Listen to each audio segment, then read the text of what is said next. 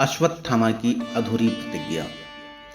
महाभारत के युद्ध के अंतिम चरण में अश्वत्थामा ने क्रोधवश पांडवों के शिविर में घुसकर द्रौपदी के 5 पुत्रों की हत्या कर दी।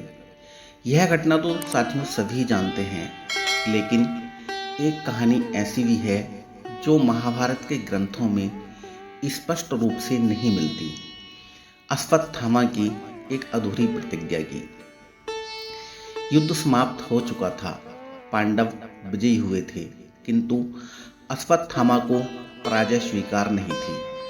उसके पिता गुरु द्रोणाचार्य की मृत्यु छल से हुई थी और कर्ण की मृत्यु भी अधर्म के चलते हुई थी। अश्वत्थामा यह सब सहन नहीं कर पा रहा था। उसने कसम खाई थी कि वह पांडव वंश का समूल नाश कर देगा।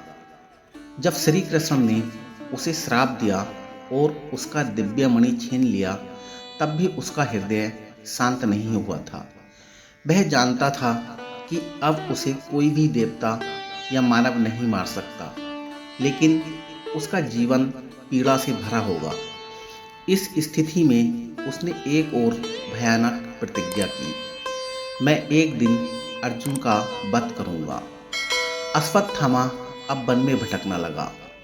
वह कहीं भी टिककर नहीं रह सकता था, क्योंकि उसका शरीर न तो पूरी तरह मृत्यु को प्राप्त हो सकता था, न ही वह पूर्ण रूप से स्वस्थ रह सकता था। फिर भी वह एक नए उपाय की खोज में लगा रहा। एक दिन उसे एक तपस्वी का आश्रम मिला। उस तपस्वी का नाम था ऋषि वत्स। उन्होंने अश्वत्थामा को पहचाना और कहा, वत्स, तेरा क्रोध तुझे नष्ट कर देगा। तुझे अब पांडवों से बैर त्याग देना चाहिए। लेकिन अश्वत्थामा ने उनकी बात अनसुनी कर दी और उनसे प्रश्न किया, क्या कोई ऐसा उपाय है जिससे मैं अर्जुन को मार सकूं? ऋषि वत्स गंभीर हो गए और बोले, केवल एक ही उपाय है। अगर तू पवित्र गंगा नदी के तट पर 100 वर्षों तक तपस्या करे और भगवान शिव को प्रसन्न कर ले, तो तुझे फिर से दिव्यास्त्रों की प्राप्ति हो सकती है। परंतु इस युग में कोई भी इतनी लंबी तपस्या नहीं कर सकता। अश्वत्थामा ने मन ही मन ठान लिया कि वह यह तपस्या करेगा। वह गंगा के तट पर गया और कठोर तपस्या करने लगा। इधर पांडवों ने हस्तिनापुर में राज्य स्थापित कर लिया। अर्जुन ने युद्ध के बाद शस्त्र त्याग दिए थे और अब वह केवल धर्म और न्याय की रक्षा के लिए ही उनका प्रयोग करता था। समय बीतता गया और अश्वत्थामा की तपस्या ने धीरे धीरे शक्ति अर्जित करनी शुरू कर दी। 100 वर्ष तो नहीं हुए थे, लेकिन वह 50 वर्षों तक तपस्या करने में सफल हो चुका था। उसकी शक्ति पहले से अधिक हो गई थी।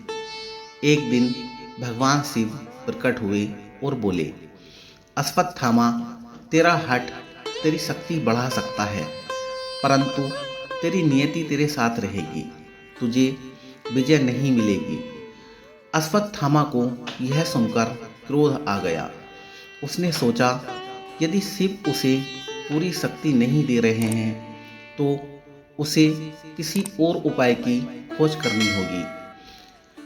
अर्जुन और अश्वत्थामा का अंतिम सामना। अश्वत्थामा ने एक योजना बनाई। वह हस्तिनापुर की ओर चल पड़ा। इस बार गुप्त रूप से उसने वेश बदलकर नगर में प्रवेश किया और अर्जुन का पता लगाने लगा। अर्जुन इस समय वृद्ध हो चुके थे और केवल राज्य के युवाओं को शिक्षा दे रहे थे। अश्वत्थामा ने सोचा कि यह सही अवसर है। उसने अर्जुन को एक चुनौती दी, हे अर्जुन, क्या तुम अब भी वह योद्धा हो जो महाभारत के युद्ध में था?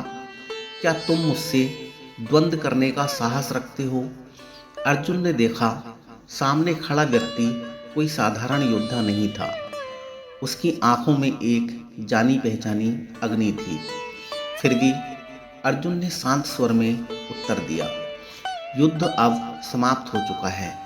हमें इसे फिर से प्रारंभ नहीं करना चाहिए। लेकिन अश्वत्थामा नहीं माना। उसने अर्जुन पर आक्रमण कर दिया। अर्जुन ने शस्त्र उठाया, लेकिन जैसे ही उन्होंने अपना गंडीव उठाया, श्री कृष्ण की एक अदृश्य वाणी गूंजी, हे पार्थ, यह युद्ध नहीं, यह तेरी परीक्षा है। अर्जुन समझ गए कि अब लड़ाई से कोई समाधान नहीं निकलेगा। उन्होंने अपना धनुष नीचे रख दिया और बोले, अश्वत्थामा, मैं तुझसे युद्ध नहीं करूंगा। यदि तेरा क्रोध तुझे लड़ने के लिए विवश कर रहा है तो यह तेरा अपना युद्ध है, मेरा नहीं। यह सुनकर अश्वत्थामा को ऐसा लगा जैसे उसके भीतर कुछ टूट गया हो। उसके जीवन का एकमात्र उद्देश्य अर्जुन को हराना था और अब अर्जुन ने लड़ने से ही इनकार कर दिया। वह जोर से चिल्लाया और अपने ही शस्त्रों को जलाकर भस्म कर दिया। उसने महसूस किया कि उसका पूरा जीवन प्रतिशोध की आग में व्यर्थ चला गया। इसके बाद अश्वत्थामा जंगल की ओर चला गया और फिर कभी किसी ने उसे नहीं देखा। कुछ लोग कहते हैं कि वह अब भी धरती पर जीवित है अपने श्राप के कारण, और कुछ यह मानते हैं कि अंततः उसने आत्मज्ञान प्राप्त कर लिया और हिमालय की ओर चला गया। परंतु एक बात निश्चित थी, अश्वत्थामा की प्रतिज्ञा अधूरी रह गई। साथियों, यह वीडियो आपको कैसा लगा अपनी राय ज़रूर बताएं कमेंट करके। वीडियो अच्छा लगा हो तो लाइक कर दें और साथ ही साथ हमारे चैनल को इसी प्रकार की वीडियो देखने के लिए सब्सक्राइब कर लें। धन्यवाद।